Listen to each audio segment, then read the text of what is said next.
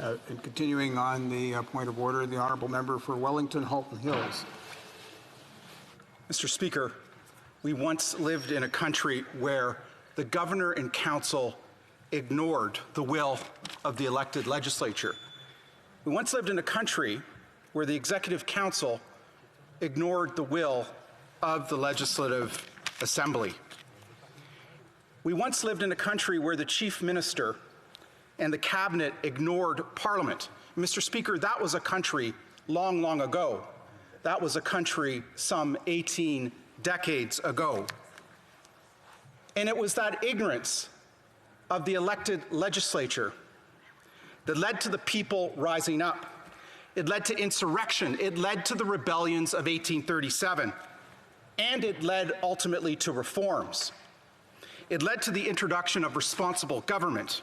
First, in the legislature of Halifax, Nova Scotia, which was first established in Canada in 1758, and subsequently several weeks later in the predecessor parliament to this one, the Parliament of the United Province of Canada in the 1840s. It led to Louis Hippolyte Lafontaine and Robert Baldwin establishing the first responsible government, the first great ministry of Canada, on February 25th, 1848.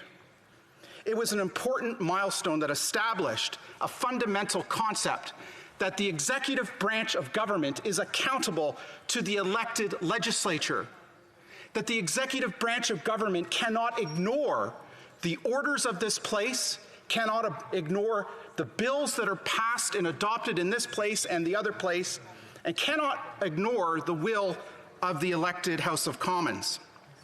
Because up to that point, Mr. Speaker, the governor and council regularly ignored Parliament, regularly ignored the elected legislature.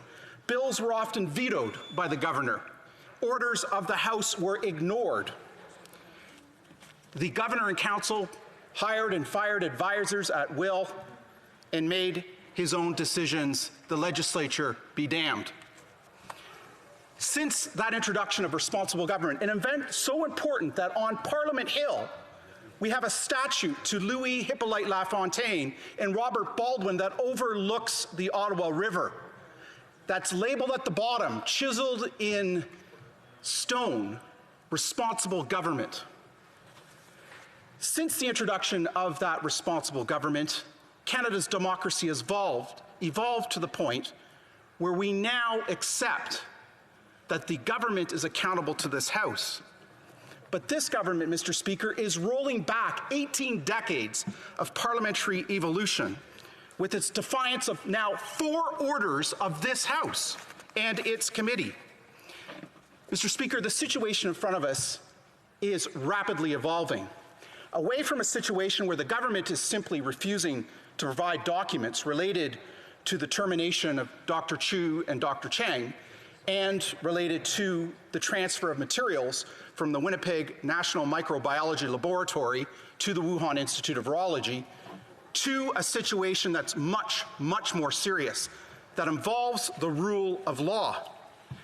The rule of law is such a sacrosanct part of the trinity of our principles, of a belief in democratic institutions, a belief in human rights and liberty, and a belief in the rule of law, that the 1982 Charter of Rights and Freedoms put it into its preamble, that this country recognizes the supremacy of the rule of law. And this government is seriously undermining that rule of law with its flagrant disobedience to the 4 orders of this elected chamber. And Mr. Speaker, there are 2 strong precedents in recent years to support the orders of this House and its call for documents.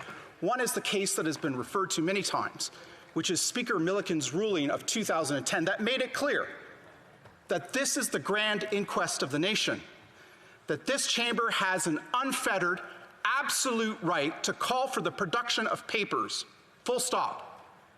And we have a more recent example, 2.5 years ago, in the Mother Parliament of the United Kingdom, where the Conservative British Prime Minister of the day defied Parliament and said she would not release the Attorney General's solicitor-client protected opinion on the Irish backstop in relation to the Brexit deal.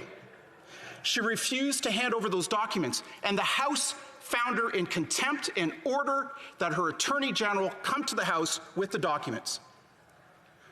Which Attorney General Geoffrey Cox did. Because the British government understood the importance of the rule of law and the importance of Parliament and the importance of democracy. And that is why this government cannot be allowed to get away with this flagrant defiance of 4 orders of this House. Mr. Speaker, I'll finish by saying this.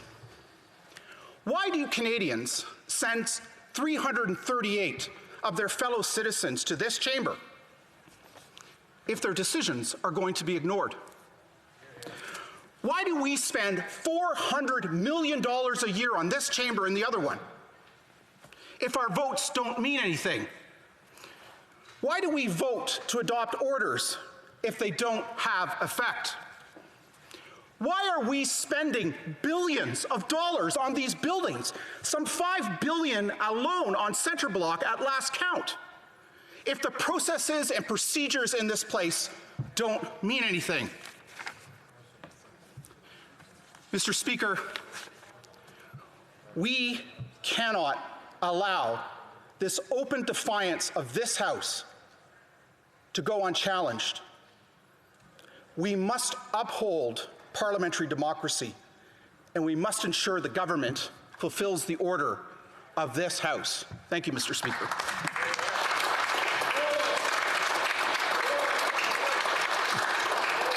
The honourable member for Banff Airdrie.